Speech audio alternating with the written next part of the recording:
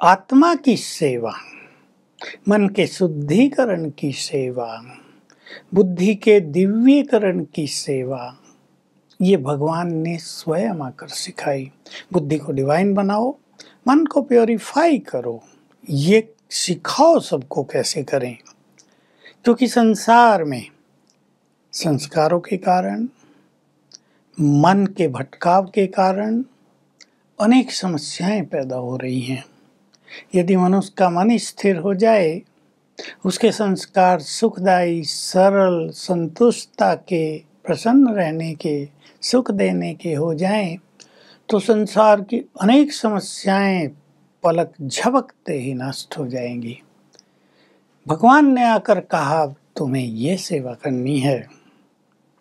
अनेक मनुष्यों के अंदर देवत्व विद्यमान है, विशेषकर जो देवकुल की आत्माएं थी, जो नीचे उतरकर हिंदू धर्म में आ गई, उनमें देवत्व विद्यमान है। उनके देवत्व को जागृत करो, ये सेवा दी। संसार में लोग चारों ओर भटक रहे हैं, सत्य की खोज में, तीर्थों पे जा रहे हैं, मंदिरों में, विद्वानों के पास, गुरुओं के पास ज्ञान लेने के लिए, पर ज्ञान है जो कहीं दिखाई नहीं दे रहा है। भगवान ने आकर संपूर्ण सत्य ज्ञान दिया, क्योंकि वही तो ज्ञान का सागर है, वही परम सद्गुरु है और परम शिक्षक है। और ज्ञान देकर उसने कहा, मेरा ये ज्ञान सारे संसार में फैलाओ, यही सत्य गीता ज्ञान है।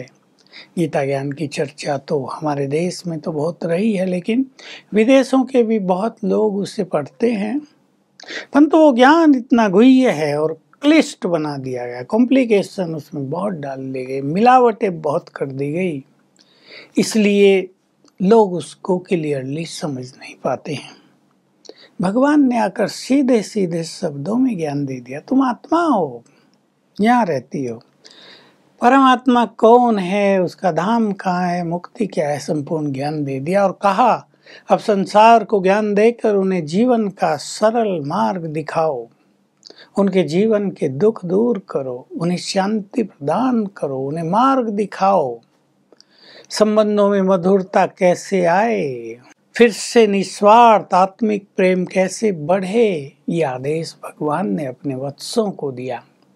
उसके अनेक ब्रह्मावत्स, हजारों लाखों ब्रह्मावत्स, जैसे यज्ञ के घोड़े निकल पड़ते थे यज्ञ से, इस रुद्र अविनाशी गीता ज्ञान यज्ञ से ये उसके अनेक वत्स घोड़ों की तरह निकल पड़े संसार को प्रभु संदेश देने के लिए।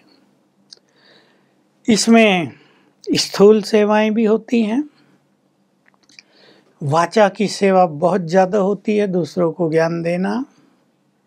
मन की सेवाएं बहुत होती हैं, मनसा सेवा जिसे हम कहते हैं।